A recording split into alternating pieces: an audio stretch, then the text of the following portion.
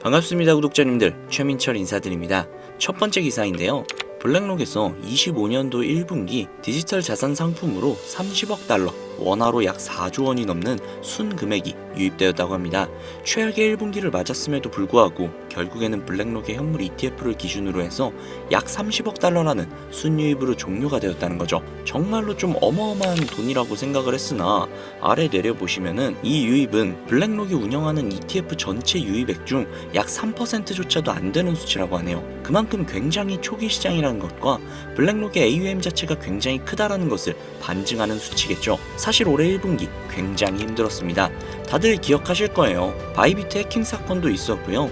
아르헨티나 대통령을 필두로 한 리브라 민코인 같은 경우에는 러그풀 사태까지 있었다 보니 굉장히 많은 투자자들의 피해를 입었었던 이력도 있었죠. 물론 너무나도 힘든 시기였지만 한편으로는 이 블랙록의 순유입이 나올 수밖에 없었던 움직임이 있었죠. 그들의 자사 포트폴리오 모델 아이비트 블랙록에서 운영하고 있는 비트코인 현물 ETF를 추가하고 있었기 때문에 수많은 기관에서 더더욱 암호화폐 쪽에 돈을 쓸 수밖에 없는 그런 환경이 마련되고 있었다. 암호화폐 판 자체는 굉장히 큰 기회가 숨어 있었다 라는 생각이 드네요. 해당 기사를 봤을 때 미국인 5명 중 1명은 암호화폐를 보유 중이라고 하며 그 중에 무려 76% 정도가 암호화폐의 긍정적인 영향을 받았다 라고 응답을 했다고 합니다. 우리나라만 보더라도 아직까지 암호화폐에 대해서는 조금 부정적으로 생각하시는 분들이 생각보다 좀 많으신 건 사실인 것 같아요. 최근까지는 또 장이 워낙 안 좋았다 보니 더더욱 관심 없으신 분들도 많았겠죠. 하지만 미국에서 진행을 한 설문조사에서는 약 20% 정도가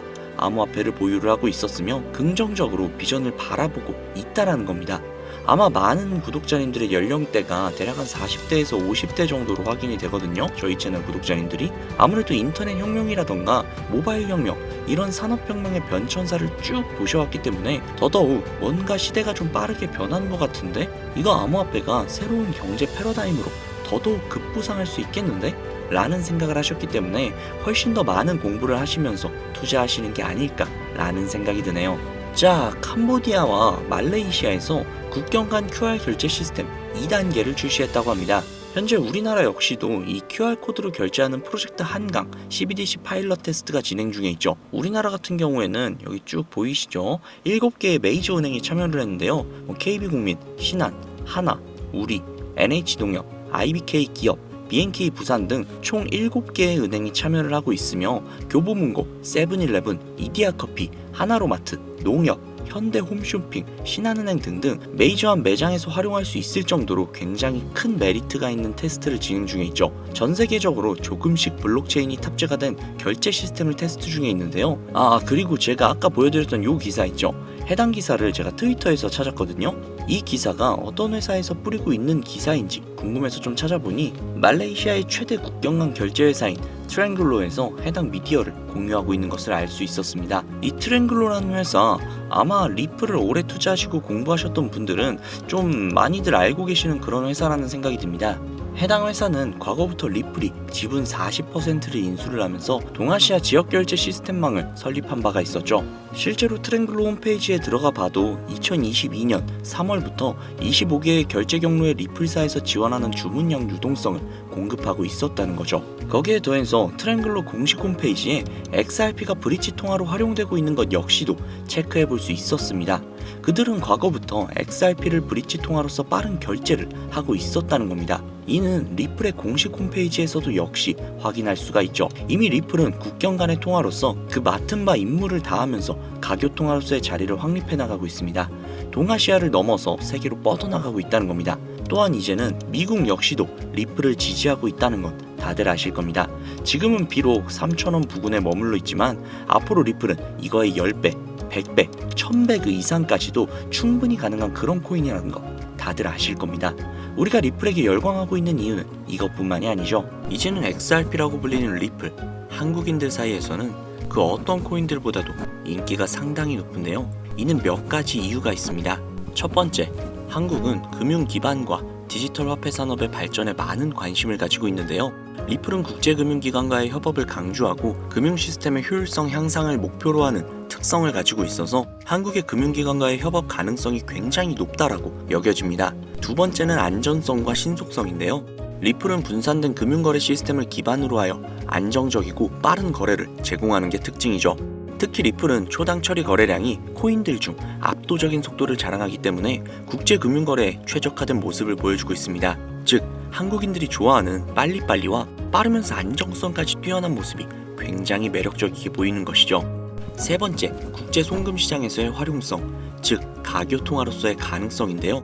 두 번째 내용과 연결되는 내용이죠. 거기에 더해서 수수료마저 굉장히 저렴합니다. 한국은 국제 송금이 굉장히 활발하게 이루어지는 나라 중 하나이기 때문에 리플의 위에 나온 특성들은 굉장히 매력적인 특성이라고 볼 수 있습니다. 요약하자면 리플 코인을 보유하고 선호하는 이유, 그 중에서도 한국이 유독 더욱더 선호하고 있는 이유는 한국 금융기관과 금융기관들과의 협업 가능성, 안정성과 신속성, 그리고 저렴한 수수료로 인해 국제 송금 시장에서의 활용 가능성이 굉장히 높다는 점을 들 수 있다는 겁니다. 내용만 들어보면 리플 이거 그냥 목적이 있어서 만들어진 코인 같은데? 라는 생각이 분명히 드실 겁니다. 정확합니다. 리플은 2004년 리플페이란 이름으로 개발이 되었죠. 개발 시기부터 이미 리플의 목표는 단 한 가지였습니다. 전 세계 은행 간 실시간 자금 송금 서비스. 애초에 개발 당시부터 목적이 가교통화였어요. 금융거래의 목적이었다는 거죠. 그렇기 때문에 발행될 수 있는 코인의 양은 1000억 개로 한정이 되어 있으며 추가 채굴 역시도 불가능합니다. 여기에서 굉장히 큰 메리트가 혹시 느껴지시나요? 잘 모르시겠다고요? 쉽게 설명을 해드릴게요. 자, 구독자님들, 요즘 물가 상승 굉장히 좀 큰 체감되지 않으세요? 제가 어릴 적에는 학교 앞에서 컵떡볶이를 300원, 500원 이렇게 팔았거든요. 그런데 지금은 컵떡볶이가 2,000원이 넘는데요. 엄청나죠? 이 물가 상승률이 1년에 평균 4% 정도 상승을 한다고 합니다. 이 물가 상승이 일어나는 것을 바로 인플레이션이라고 하죠. 인플레이션이 발생하는 원인은 여러 가지가 있지만 가장 대표적인 이유는 바로 통화량 증가에 있다는 겁니다. 즉, 나라에서 돈을 찍어내면 찍어낼수록 국내에 돌고 도는 돈의 양이 많아지겠죠. 그런데 돈의 양이 점점 늘어나게 되면 그 화폐의 값어치가 떨어지게 되고, 화폐의 값어치가 떨어지게 되면 물가가 상승하는 인플레이션이 발생한다는 겁니다. 이 인플레이션이 고도화되면 초인플레이션이 발생이 되고, 이 초인플레이션으로 유명했던 나라가 바로 짐바브웨라는 나라죠. 짐바브웨 달러는 수레에 한가득 싣고 가야 달걀 단 한 개를 구매할 수 있었다고 합니다. 실제로 휴지보다 짐바브웨어 달러가 더 저렴해서 휴지 대용으로 사용했다고도 하죠. 그 당시 짐바브웨 현지 인플레이션은 무려 5천억 %에 달할 정도로 어마어마한 초인플레이션 상황을 겪었습니다. 자, 이제 대충 감이 오시죠? 인플레이션의 주요 원인은 통화량 증가로 인한 물가 상승, 즉 리플은 애초에 국제 송금을 목적으로 만들어진 코인이다 보니 채굴을 할 수가 없습니다. 즉 통화량이 더 이상 늘어날 수가 없죠. 거기에 총 코인량은 1000억 개로 고정이 되어 있다 보니 추가 발행 역시도 불가능하다는 겁니다. 전 세계적으로 인기가 있는데 한정되어 있는 자산이다? 그 값어치는 가만히 있기만 해도 굉장히 큰 폭으로 상승을 할 거라는 겁니다. 마치 금처럼요. 여러분, 워렌 버핏 많이 들어보셨죠? 아마 주식 투자해보신 분들이라면 진짜 지긋지긋하게 들어보셨을 겁니다. 추정 자산이 약 860억 달러, 하나로 125조에 달하는 어마어마한 자산을 보유하고 있는 주식계의 살아있는 전설이죠. 이 자산도 표면에 드러나 있는 추정 자산일 뿐인데요. 이 워렌 버핏의 회사로 유명한 기업이 바로 버크셔 해서웨이라는 기업인데요.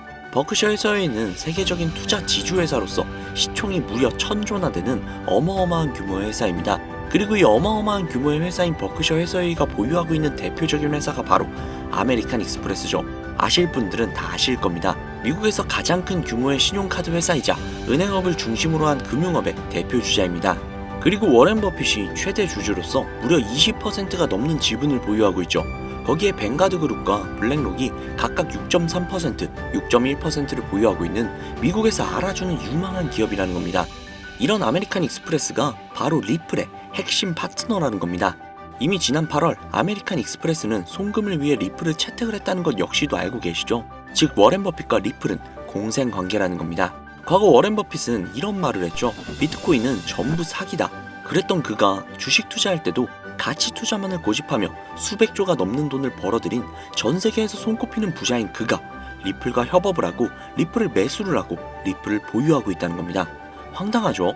이게 좀 어떤 느낌이냐면 그러니까 삼성의 이재용 회장이 애플 제품? 그거 다 별로다 라고 공식선상에서 이야기를 해놓고 계열사인 삼성 디스플레이를 통해 애플의 디스플레이를 사용하고 있는 뭐 그런 느낌일까요? 사실 뭐 워렌 버핏에게 이런 비율을 든다는 게 좀 말이 안 되기는 하지만 이 정도로 어마어마한 일이라는 거예요. 암호화폐라면 치를 떨던 그가 리플에게만큼은 굉장히 친화적이라는 거니까요. 세계에서 자금의 흐름을 가장 잘 알고 그 흐름으로 가장 많은 돈을 번 그가 리플에 매료되었습니다. 말이 더 필요한가요? 자, 워렌 버핏이 자금력의 신이라면 이번에 권력의 신이 또 리플에 손을 들어주고 있죠. 바로 전 세계 최고의 강대국인 미국의 대통령이자 재임에 성공을 한 도널드 트럼프 대통령인데요. 그는 이미 과거 비트코인 컨퍼런스에서 암호화폐 대통령이 되겠다 라며 자신있게 선언을 했고, 실제로 그가 당선이 된 이후 비트코인을 국가 전략 비축 자산으로 등록을 하며 친암호화폐 대통령으로서 그 발자취를 남기고 있습니다. 물론 관세 이슈로 인해서 암호화폐 시장이 휘청거리며 질타를 받고 있지만 관세 이슈는 장기적으로 비트코인에게는 무조건 호재라는 겁니다. 왜냐? 자국의 화폐 가치가 달러 대비 떨어졌을 때 비트코인은 자산을 지킬 수 있는 유력한 대안책이 되기 때문인데요. 그리고 트럼프가 우리가 생각하는 것 그 이상으로 비트코인을 더욱더 중요하게 생각하고 있다는 걸 명심해야 합니다. 실제로 트럼프 대통령이 한 말이 있죠. 비트코인 못 막는다. 우리가 하지 않으면 중국이 할 것이다. 비트코인 전부 러시아나 중국으로 간다. 즉 이제부터 비트코인 전략 물자를 비축하겠다는 건데, 결국 트럼프 대통령의 머릿속에는 미국의 부채 해결을 염두에 둔 것이라는 거죠. 그런데 비트코인으로 미국의 부채를 해결한다? 이거 솔직히 좀 말이 안 되는 것 같잖아요. 그러나 아직도 비트코인은 10배, 100배 그 이상도 갈 수 있는 여력이 있다면 충분히 말이 된다는 겁니다. 많은 분들이 오해하고 있는 내용 중에 하나가 바로 비트코인은 기존 자산과 전혀 상관없는 거 아니야? 기존 자산이 떨어지면 비트코인은 올라가야 하는 거 아니야? 라는 이야기들을 하시는데, 제가 관찰을 해본 바에 따르면 이란 같은 나라에서 미사일을 쏘거나 하면 제일 먼저 떨어지는 게 바로 비트코인이거든요. 왜 그럴까라는 생각을 해보면 가상화폐 시장은 24시간 돌아가죠. 24시간 돌아가다 보니 투자자들이 자기네 주식시장이 열리기 전에 가상화폐를 먼저 파는 경향이 있죠. 그렇게 코로나 때도 가장 먼저 가장 많이 떨어졌습니다. 그리고 관세와도 전혀 무관하지 않죠. 왜냐하면 미국에서 비트코인 전 세계 채굴량의 40%를 차지하고 있는데 채굴 기기를 거의 다 중국제를 사용하고 있거든요. 즉 관세 때문에 채굴 기기 값이 올라간다는 이야기도 있었고, 딥시크 사건으로 인해 채굴기에 관련한 칩들을 미국에서 수출 규제를 하고 있단 말이죠. 즉 이런 이슈들이 겹치면서 미국에서의 코인 채굴에 차질이 생긴다는 우려가 있었죠. 즉 이제 관세 전쟁 우려로 인해 당시 코인 시장이 전체적으로 10%가량을 하락을 했죠. 이런 것들을 보면 비트코인과 관세는 전혀 무관하지 않다는 겁니다. 그러나 앞서도 말씀드렸죠. 트럼프는 비트코인 그리고 암호화폐를 굉장히 중요시 여기고 있으며 중국에게 따라잡히지 않으려면 이 암호화폐를 확실히 정립하고 보유해야 한다는 걸 그 누구보다도 잘 알고 있습니다. 가상자산 회의에서 이야기를 꺼내도 늦지 않은 비트코인 이외의 각종 코인들의 전략적 비축자산 관련된 이야기를 꺼낸 것은 다분히 의도적이었다는 거죠. 그리고 그 비축자산 관련된 이야기에는 우리의 리플이 포함이 되어 있다는 게 굉장히 중요한 것이죠. 전 세계의 자금 흐름을 누구보다도 잘 알고 있고 그 흐름을 이용해서 수백, 수천조를 벌어들인 워렌 버핏. 전 세계에서 가장 막강한 권력을 가지고 있으며 당선 전부터 천재 사업가로 불리며 재임에 성공한 도널드 트럼프 대통령. 전 세계에서 가장 힘이 강력한 두 인물이 우리에게 힌트를 주고 있습니다. 이 사실을 명심하셔야 합니다. 그런데 제가 구독자님들께 정보를 제공을 해드리려고 해당 영상을 제작을 하다가 좀 굉장히 놀라운 정보를 우연치 않게 발견을 해서 함께 좀 알려드릴까 하는데요. 해당 자료는 CBDC를 기반으로 삼을 가교통화 코인의 적합성 및 미 연방 지구별 논의사항을 보여주는 그런 자료입니다. 여기에 보시면 보스턴, 뉴욕, 필라델피아, 애틀랜타, 시카고 등등등 수많은 미국 지역들의 통합 예측 자료가 나오고 있죠. 그리고 아래로 쭉 내리다 보면 크로스 레인가드, 즉 가교통화로서의 적합성을 보여주고 있는 표가 있습니다. 대부분의 코인들은 부적합이라고 나와 있는데, 하지만 여기 리플과 시바이누가 보류라고 표기가 되어 있는 걸 확인할 수 있었습니다. 뭐 그럴 수 있어요. 리플은 아직 해결해야 할 게 조금 남아있고 시바이누는 탈중앙화를 목적으로 나온 코인이다 보니 어찌 보면 당장은 CBDC와 어울리지 않을 수도 있죠. 하지만 좀 다르게 생각을 해보면 두 코인 모두 세계 어디든 자유롭게 금융 서비스를 제공받을 수 있다 보니 이보다 더 뛰어나고 자유로운 가교통화가 있을 수 있을까 라는 생각 역시도 들긴 했죠. 그런데 여기에서 저는 충격적인 내용을 확인할 수 있었는데요. 여기 보이시나요? 리플과 시바이누조차 보류라고 나와 있는데 이 생소한 코인이 적합이라고 나와 있습니다. 진짜 너무나도 생소한 코인이었어요. 그래서 이 코인에 대한 정보를 좀 찾아봤는데 너무나도 신기할 정도로 정보가 거의 없다시피 했습니다. 그런데 바이낸스에 이 코인이 상장이 되어 있더라고요. 그래서 저는 좀 의구심이 들었습니다. 전 세계 은행을 이을 수 있는 가교통화 자리에 아무도 모르는 코인이, 그것도 정보도 별로 없는 코인이 리플과 시바이누보다도 한 걸음 더 나아간 자리를 선점하고 있다? 그리고 신기할 정도로 정보가 완벽하게 통제가 되어 있다? 아무리 봐도 너무 이상해서 곰곰이 생각을 해보다가 트럼프의 관세 정책을 통해 모든 이목을 집중시켜두고 해당 코인을 가교통화로서 1차적인 발판을 세우려는 게 아닐까? 라는 생각이 들더라고요. 그래서 바로 국내 거래소 중 가장 거대한 거래소인 업비트를 확인을 해봤는데 놀랍게도 올해 초 이미 상장이 되어 있었습니다. 그뿐만이 아니죠. 일본의 비트플라이어, 중국의 후오비, 미국의 코인베이스, 유럽의 비트스탬프, 인도의 와지렉스, 두바이의 바이비트 등등 전 세계에서 내놓으라 할 가상화폐 거래소에 모두 2025년 상장 예정인 코인으로 올라와 있었습니다. 이제야 이해가 되기 시작을 했죠. 이 코인을 통해 미국이 다시 한번 전 세계의 경제 패권을 쥐기 위한 시발점으로 삼으려는 계획인 것 같습니다. 제가 그래서 이 코인을 구독자님들께 공유해드리려고 영상을 촬영을 해서 올렸는데 이게 유튜브 측에서 자체적으로 그냥 막아버리더라고요. 아무래도 국제정세와 관련이 있는 코인이다 보니 유튜브 측에서 자체 필터링이 되는 것 같아요. 벌써 2번이나 경고를 먹었어요. 한 번만 더 경고를 먹으면 더 이상 구독자님들께 좋은 영상을 제공을 해드릴 수가 없어서 어쩔 수 없이 상단부에 있는 제 개인 번호 010-7648-7650 010-7648-7650 이 번호로 리플이라고 적어서 문자 보내주시는 분들에게 해당 코인 정보를 제공을 해드리려고 합니다.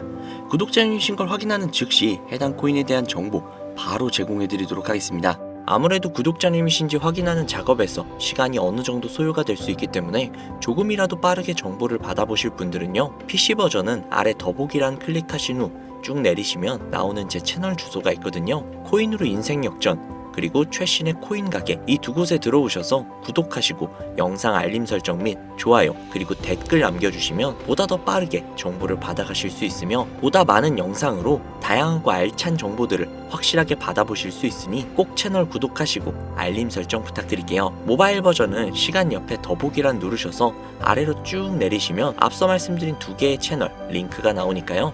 해당 링크로 들어오셔서 채널 구독해주시고 영상 알림 설정 및 좋아요 그리고 댓글까지 꼭 남겨주세요. 다른 분들보다 더욱더 빠르게 정보를 받아가실 수 있을 겁니다. 요즘 저를 사칭을 해서 정보를 팔아먹으려고 하는 악질업자들이 너무나도 많이 늘어나고 있습니다. 제보가 진짜 빗발치고 있어요. 다시 한번 말씀드리지만 저는 절대로 금전을 요구한다거나 멤버십 가입 유도를 한다거나 개인정보 등을 요구하지 않습니다. 그런 사칭범들이 워낙 많아서 문자를 보내주시는 분들 한 분 한 분 제 구독자님이신지 확인 후 공유해드리다 보니 약간의 시간이 소요가 된다는 점 다시 한번 양해 부탁드립니다. 저는 진짜 많은 거 안 바래요. 오로지 제 채널을 키우기 위해서 제 영상을 보시고 제 채널 구독, 좋아요, 알림 설정 그리고 댓글 정도만 남겨주시면 저는 그걸로 만족합니다. 그리고 제 영상을 통해서 구독자님들이 조금이라도 더 나은 삶을 사실 수만 있다면 저는 그걸로 정말 만족합니다. 그러니 이건 외에 요청하는 게 있다면 제가 아니라 사칭이니까 진짜 조심하셔야 돼요. 앞으로 더 좋은 영상, 더욱더 도움이 되는 정보로 다시 찾아뵙도록 하겠습니다. 오늘 하루도 고생 많으셨습니다. 감사합니다.